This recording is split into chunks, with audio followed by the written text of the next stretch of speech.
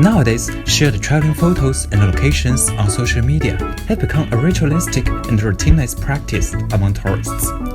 While posing in front of a landmark, most tourists take travel selfies to constitute the concrete proof of I have been there, which transform intangible experience into tangible reality. According to research, the number of geotagged photos taken each day is reported to be approximately 93 million. And the estimated number of photos shared online in 2015 was a remarkable 880 billion. Given the pervasiveness of geotagged photos posting and the increasing academic interest in this phenomenon, an interesting question arises. What motivates people to take and post geotagged photos on social media? Yes. I would post like twice a day. I would say every time I travel. I do sometimes, not all the time. I know I've got friends that will post a lot more than I do. If I saw something that's kind of an interesting place to share, then based on the location I might do it. I think there's a lot of advantage. Says I can share their travel experience with people and also do the interaction with their friends. Shows what they're doing. That's what their friends cares. But on the other side, probably it shows too much their privacies to their friends. And also, if you post too often, and sometimes it's very annoying to people. So yeah. So it's a great way for me to stay in contact with my family and for them to see what I'm up to. And also, I don't mind sharing the locations in a general kind of broad sense where I am, so other travellers can see photos from that area and that region. So yeah.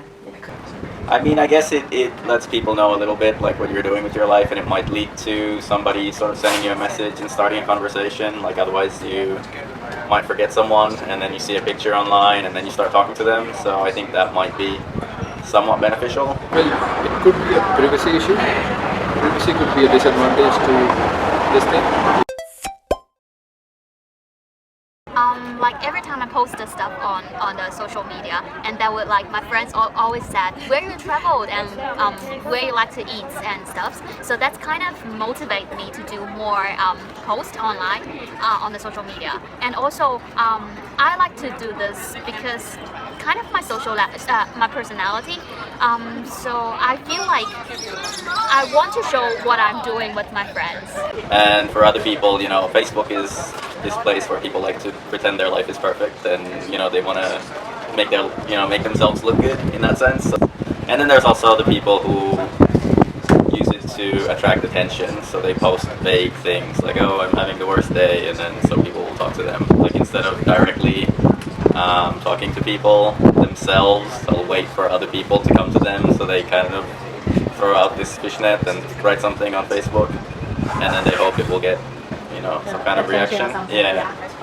First of all, it can be attention seeking, and then it's self-posing and also communication, so that people know that I am at this place and communicate. Maybe I am at some place where my other friends are staying, so that they can know that I'm here and we can read something. Here, there are three key insights taken away.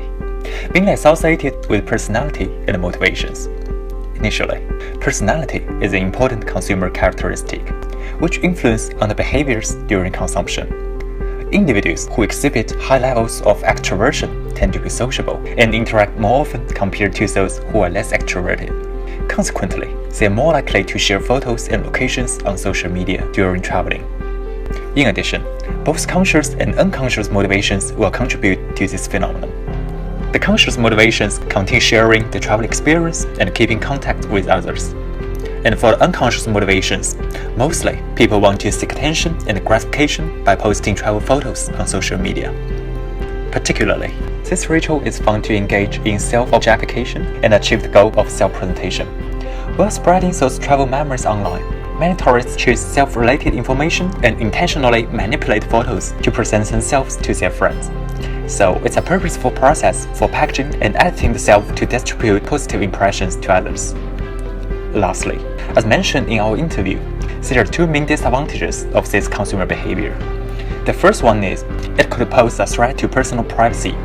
In addition, shared travel photos too often may lead to the feeling of averse and annoying. In conclusion, share travel photos and locations on social media as an emerging consumer behavior is found to be influenced by both personality and motivations. And this consumer ritual has also made a huge impact on travel consumption.